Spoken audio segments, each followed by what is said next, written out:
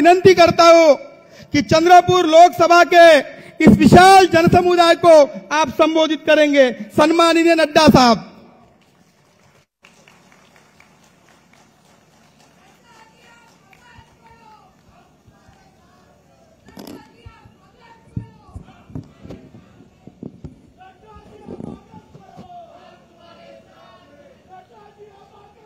आज के इस विशाल जनसभा में हमारे साथ उपस्थित भारतीय जनता पार्टी के बहुत ही जुझारू, कर्मशील और संवेदनशील अध्यक्ष श्री चंद्रशेखर बावनकुले जी, हम सबके प्रिय नेता, हमारे वरिष्ठ सहयोगी, जिनके साथ मुझे लंबे समय तक काम करने का मौका मिला, महाराष्ट्र सरकार में मंत्री भाई सुधीर मुनगंटीवार जी, हमारे राष्ट्रीय सह संगठन मंत्री श्री शिव प्रकाश जी, हमारे पूर्व में केंद्रीय मंत्री और वर्तमान में हमारे चेयरमैन श्री हंसराज अहीर जी, लोकसभा में हमारे सांसद श्री अशोक नेते जी, रामदास तड़स जी, हमारे मनोज कोटक जी, संजीव रेड्डी जी, संदीप ध्रुवे जी, श्री बंटी जी, रामदास आंबेडकर जी, हमारे जिला के अध्यक्ष श्री देवराज जी, प्रेम शुक्ला जी, उपेंद्र कोठेकर जी, गिरीश व्यास जी, अन्ना साहेब जी, सम्मानित मंच और यहां इतनी बड़ी संख्या में एकत्र आए हमारे देवी और सज्जनों, मेरे नौजवान साथी और मीडिया के मेरे साथी, प्रिंट मीडिया, इलेक्ट्रॉनिक मीडिया के मेरे साथी, मेरा यह सौभाग्य है कि आज मुझे चंद्रपुर में आने का मौका मिला और जिस गर्मजोशी से आपने मेरा स्वागत किया है उसके लिए मैं आप सबका धन्यवादी हूं और आप सबके सहयोग से भारतीय जनता पार्टी आगे बढ़े, इस कामना को लेकर के चंद्रपुर में भी भारतीय जनता पार्टी का परचम सदा लहराए, इस कामना के साथ मैं अपनी बात की शुरुआत करता हूं। मैं यहां जब आया हूं तो मैं महाकाली को याद न करूं तो शायद मेरा आना सार्थक नहीं होगा, इसलिए सबसे पहले तो मैं महाकाली को वंदन करता हुआ, नमन करता हुआ अपनी बात को प्रारंभ करता हूं। साथ ही साथ वीर बाबूराव शेरमाकी जी को याद करना यह भी मेरी जिम्मेवारी बनती है, जिन्होंने इस देश के लिए अपने आप को आहूत किया। ऐसे वीर पुरुष को भी याद करना मेरी जिम्मेवारी बनती है। मित्रों, मुझसे पूर्व वक्ताओं ने बहुत सी बातें आपके सामने रखी हैं और उन्होंने बड़े विस्तृत रूप में चंद्रपुर के इतिहास के बारे में, चंद्रपुर के योगदान के बारे में, ये सारी बातें आपके सामने रखी हैं। मैं जब आज आपके बीच में आया हूं तो कुछ बातों की तरफ आपका ध्यान आकृष्ट करना चाहता हूं। सबसे पहली बात तो यह है कि हम सब लोगों को यह ध्यान में रखना चाहिए कि जब विश्व मुसीबत के दौर से गुजर रहा है, जब विश्व हर तरीके के आघात के बीच से गुजर रहा है और हर देश अपने आप को संकट में पा रहा है, तो हम सौभाग्यशाली हैं कि भारत जैसे देश, 130-35 करोड़ का देश, इसका नेतृत्व हमारे आदरणीय प्रधानमंत्री श्री नरेंद्र मोदी जी कर रहे हैं, जो देश को विपरीत परिस्थिति में भी आगे ले जाने में कोई कसर नहीं छोड़ रहे हैं। इसको हमको समझना चाहिए। और फिर मैं यहां यह भी कहना चाहूंगा, सिर्फ कहने के लिए मैं नहीं कह रहा हूं, जिस देश ने हमको 200 साल तक राज किया, ब्रिटेन, आज इस मंदी के जमाने में भी भारत ब्रिटेन को पछाड़ करके दुनिया की 5वीं नंबर की अर्थव्यवस्था बनकर के खड़ा हो गया। आज जब अमेरिका इन्फ्लेशन से लड़ रहा है, रशिया इन्फ्लेशन से लड़ रहा है, वहां भारत अपनी इन्फ्लेशन को स्टेबिलिटी के साथ देश के अर्थव्यवस्था को मजबूत नींव पर रखने का काम कर रहा है। अगर आज मैं बात करूं तो सिर्फ इतना ही नहीं है, आज हम स्टील में दुनिया के दूसरे नंबर के मैन्युफैक्चरर हो गए। 8 सालों के अंदर जो देश 52% मोबाइल बाहर से लाता था, आज यह देश 97% मोबाइल भारत में बना रहा है और दुनिया को सप्लाई कर रहा है। केमिकल में हम सबसे बड़े एक्सपोर्टर, फार्मास्यूटिकल्स में हम सबसे बड़े एक्सपोर्टर, स्टील में हम सबसे बड़े एक्सपोर्टर। इसलिए आज अर्थव्यवस्था की दृष्टि से देखा जाए तो जब दुनिया की अर्थव्यवस्थाएं लड़खड़ा रही हैं, वहां हम आदरणीय मोदी जी के नेतृत्व में एक मजबूत अर्थव्यवस्था के साथ आगे बढ़ने का काम कर रहे हैं। इसको भी हमको समझ लेना चाहिए। मैं यहां यह भी कहना चाहूंगा कि आज हम सब भाग्यशाली हैं। मैं यहां देख रहा हूं आप सब लोग बड़े नजदीक नजदीक बैठे हैं, किसी ने मास्क नहीं लगाया है और सब बड़े आराम से बैठे हैं। अमेरिका में अभी तक टीकाकरण पूरा नहीं हुआ है, यूरोप ने अभी तक टीकाकरण पूरा नहीं किया है, चीन की हालत आप लोगों ने टेलीविजन में देख ली है। वहीं मोदी जी के नेतृत्व में भारत 220 करोड़ टीकाकरण डबल डोज और बूस्टर के साथ सुरक्षा कवच पहन करके हमारे सामने यह तस्वीर दिखती है।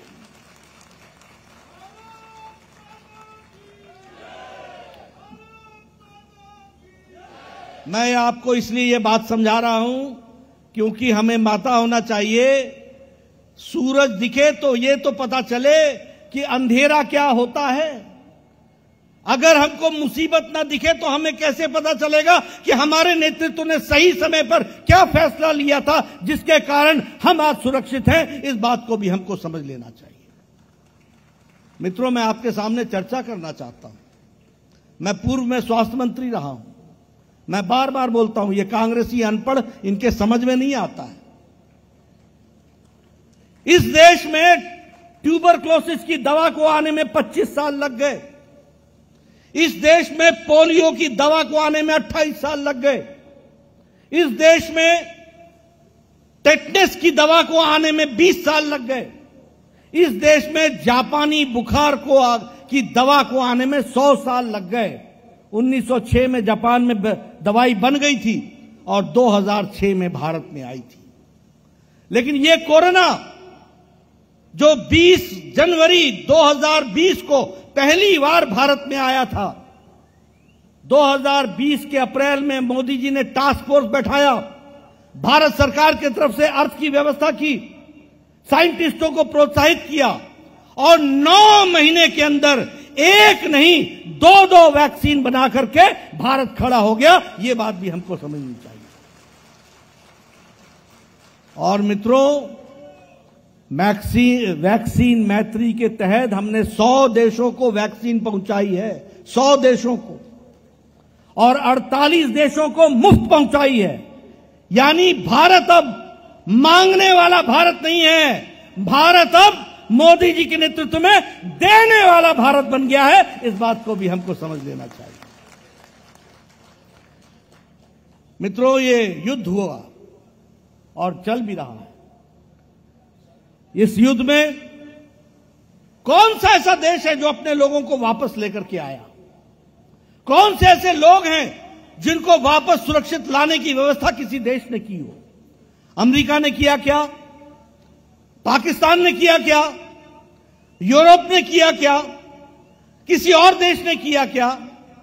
लेकिन जब यूक्रेन का युद्ध छिड़ा तो हमारे 32,000 विद्यार्थी वहां पढ़ा करते थे। प्रधानमंत्री मोदी जी ने एक समय में पुतिन से बात की और एक समय में ज़ेलेंस्की से बात की, युद्ध को रुकवाया और भारत के लोगों को वापस सुरक्षित भारत पहुंचाया। इस बात को भी हमको ध्यान में रखना चाहिए। और इतना ही नहीं, कई छात्र कई देशों के भारत का तिरंगा पकड़ करके वो भी तैर गए, वो भी निकल करके आ गए। यह स्थिति आकर के खड़ी। मैं ये सारी बातें आपको इसलिए बता रहा हूं क्योंकि हमें पता होना चाहिए कि हमारा देश आज कहां खड़ा है। आज दुनिया में हमें ऐसे ही नहीं हमारी शान बनी है। ये प्रधानमंत्री मोदी जी के नीतियों के कारण आज दुनिया भारत को एक अलग निगाह से देखने लगा है। हम इलेक्ट्रॉनिक्स में 6 गुना हमारा एक्सपोर्ट बढ़ गया है। हम इलेक्ट्रॉनिक्स में 7 गुना हमारा मैन्युफैक्चर बढ़ गया है। और उसी तरीके से हर विकास के दृष्टि से हम एक्सपोर्ट टारगेट को भी आगे बढ़ा रहे हैं और हर दृष्टि से हम काम को आगे बढ़ा रहे हैं। लेकिन जब हम ये काम कर रहे हैं तो आपको ये भी ध्यान में रखना चाहिए कि आज इंटरनेशनल मॉनिटरी फंड IMF ये कहता है कि भारत में अति गरीबी 1% से भी कम हो गई है। और इसका कारण यह है कि प्रधानमंत्री जी ने प्रधानमंत्री गरीब कल्याण अन्न योजना में 80 करोड़ की जनता को प्रति व्यक्ति 5 किलो गेहूं, 5 किलो चावल, 1 किलो दाल की व्यवस्था की है। इस कारण से हम अति गरीबी से नीचे आ गए और हमारी अति गरीबी 1% से नीचे आ गई। उसी तरीके से अगर हम बात करें जल जीवन मिशन में, कभी सोचा था कि हमको घर में नल के माध्यम से पानी पीने को मिलेगा? कभी कल्पना की थी? लेकिन आज हम कह सकते हैं कि 7 करोड़ 30 लाख घरों में और आपके चंद्रपुर में 1,40,000 घरों में हर घर नल, हर घर जल का टैप कनेक्शन लगा दिया गया है। इस बात को भी हमको ध्यान में रखना चाहिए। मैं यहां यह भी आपको बताना चाहूंगा, हमारे प्रधानमंत्री जी ने लाल किले के प्राचीर से स्वच्छता की बात की थी। उस समय हमारे ये कांग्रेसी भाई ने एक तरीके से मजाक उड़ाया था, कहा था प्रधानमंत्री लाल किले के प्राचीर से शौचालय की बात करता है, ये कैसा प्रधानमंत्री है? ये इसलिए उन्होंने कहा था क्योंकि वह जिन घरानों से आते हैं उनको भारत की पीड़ा का पता नहीं था। भारत की पीड़ा का पता था तो प्रधानमंत्री मोदी जी को पता था। और आज आपको जानकर खुशी होगी कि 12 करोड़ परिवारों को शौचालय दिया गया। ये शौचालय नहीं है मित्रों, ये 12 करोड़ की जनता को इज्जत देने का काम किया, महिलाओं को इज्जत देने का काम किया तो आदरणीय नरेंद्र मोदी जी ने किया। क्या देश था? 70 साल की आजादी हो गई, 12 करोड़ बहनें अपने दैनिक नित्य क्रम के लिए खेतों में जाया करती थी। यह देश की तस्वीर थी।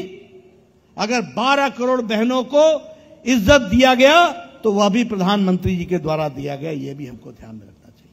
उज्ज्वला योजना, उजाला योजना, सौभाग्य योजना, ये सारी योजनाएं ये महिलाओं को सशक्तिकरण करती हैं।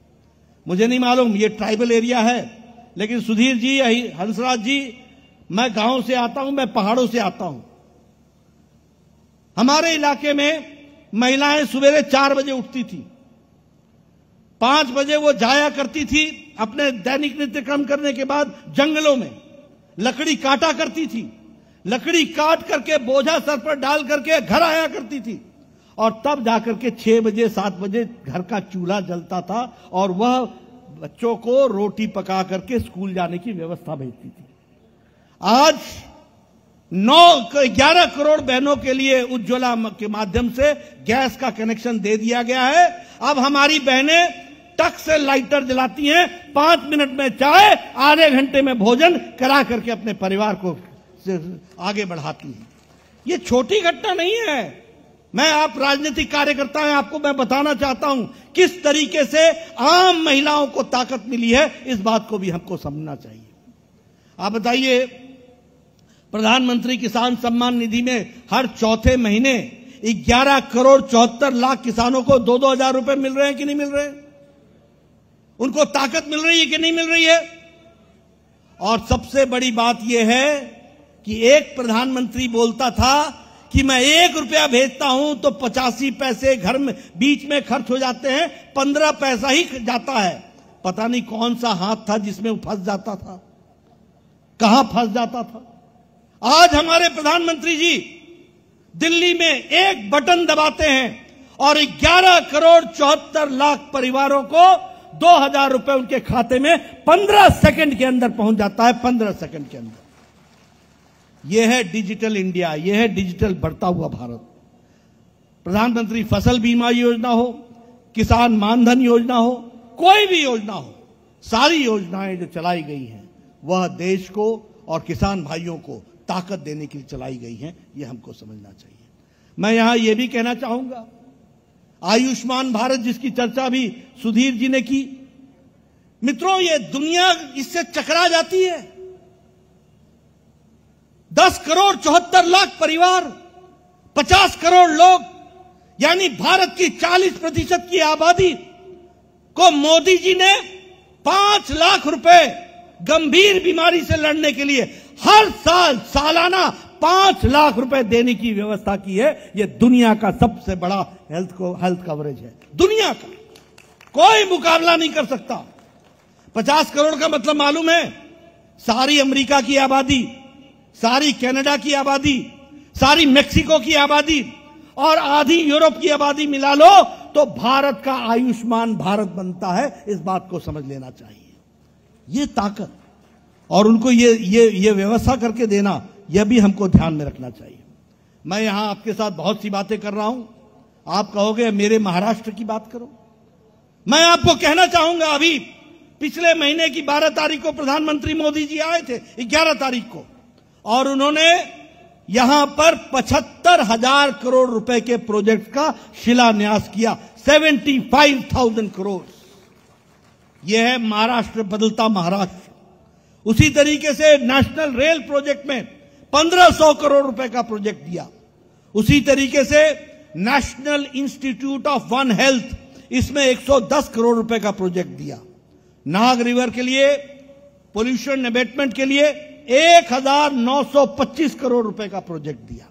और उसी तरीके से वंदे भारत नागपुर से बिलासपुर चलाई गई, और उसी तरीके से नागपुर मेट्रो फेज 1, इसमें 8,650 करोड़ रुपए खर्च करके फेज 1 की शुरुआत की और 6,700 करोड़ का फेज 2 का शिलान्यास कर डाला। यह बदलता हुआ नागपुर खड़ा किया, यह बदलता हुआ हमारा महाराष्ट्र को खड़ा किया गया।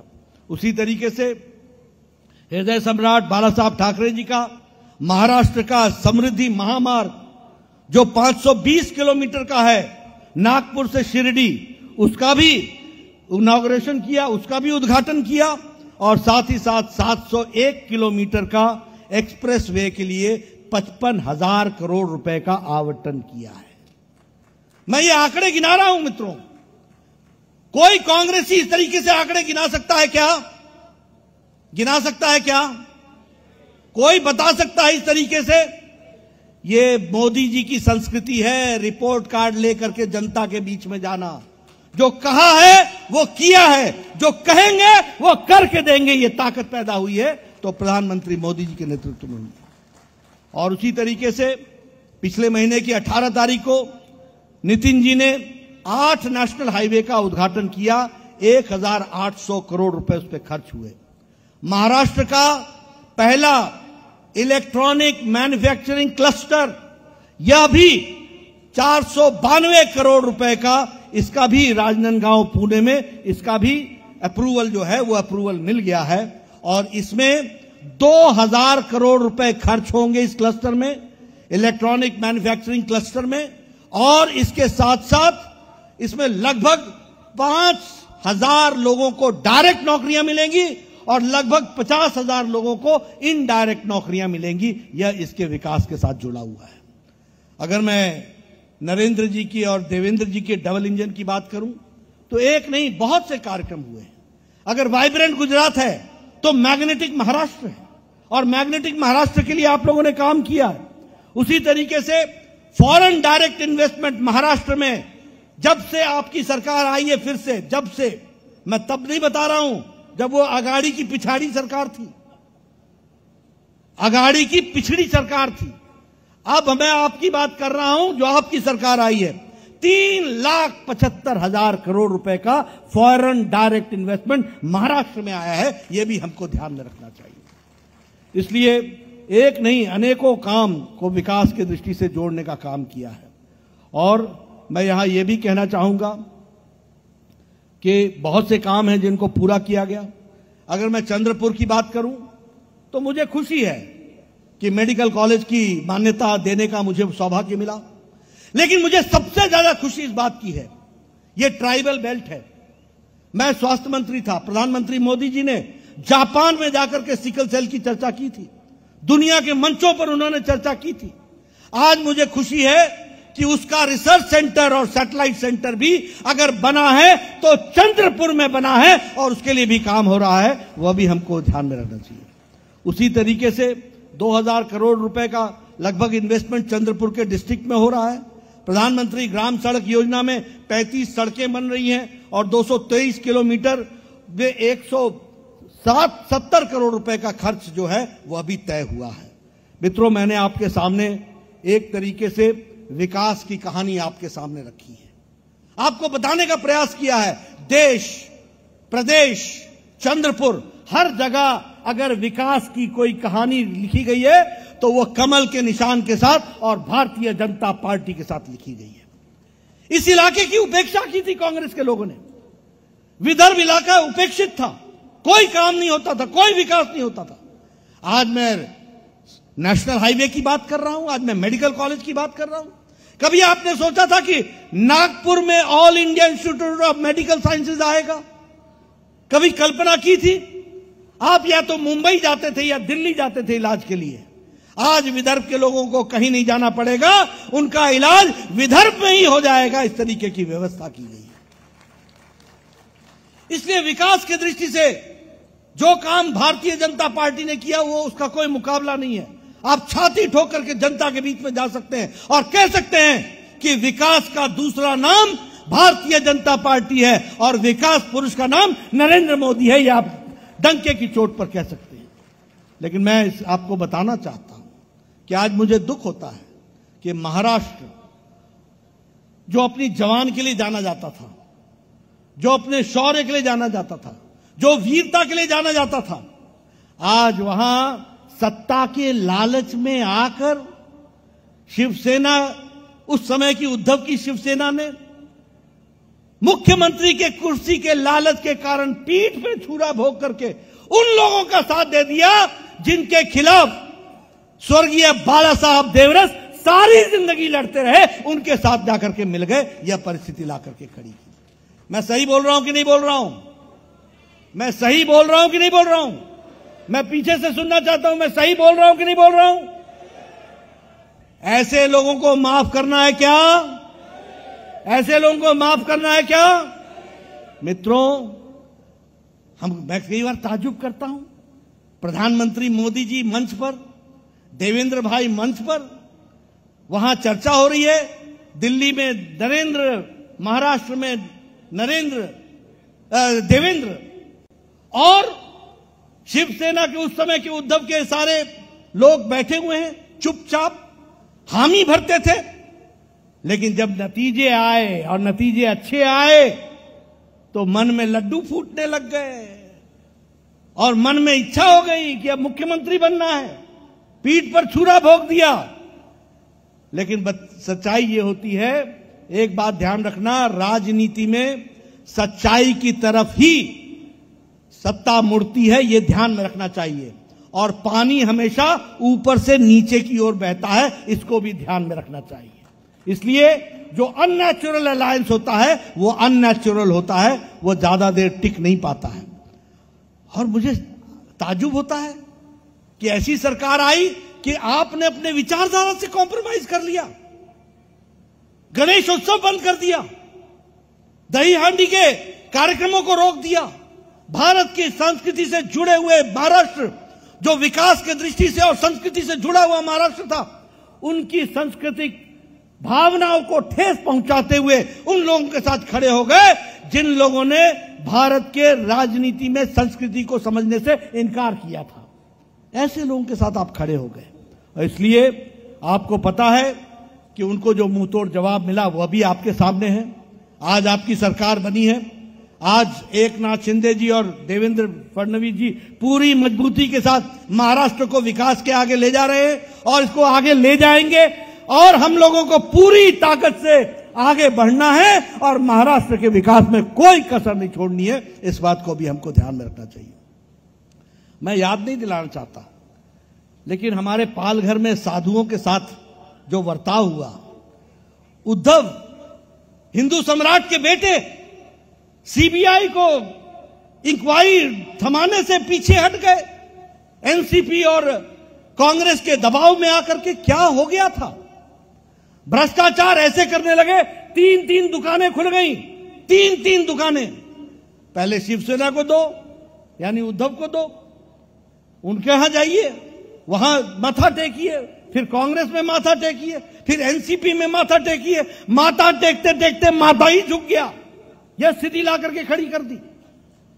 और एक हमारा सुनो, अगर मैं अपनी बात करूं तो एक तरफ हमारा जैम है, जन आधार, जनधन आधार और मोबाइल जैम से हम एक डिजिटली स्वच्छता ला रहे हैं राजनीति में। और एक उनका जैम है वो है jointly acquiring money, jointly acquiring money. और उसी तरीके से इनके यहां भी महाविकास आघाड़ी थी और उस महाविकास आघाड़ी में हमारा है, बीजेपी का है डीबीटी, डायरेक्ट बेनिफिट ट्रांसफर, और उनका है डीबीटी मतलब डीलरशिप, ब्रोकेज और ट्रांसफर्स। यही करते चलो, डीलरशिप लो, ब्रोकेज करो, दलाली करो और ट्रांसफर्स में धंधा कमाओ। आज हमें बड़ा दुख होता है ये जानते हुए। अभी अभी एक मंत्री ये साल भर अंदर रह करके बेल पर छूटे हैं। एक मंत्री अभी भी अंदर, पूर्व मंत्री अभी भी अंदर है। क्या हो गया था? किस तरीके का टेररिज्म का ढोंग रच करके एक पुलिस ऑफिसर उगाही करने पर लगा हुआ था, आज वो भी जेल में है। क्या स्थिति आ गई थी?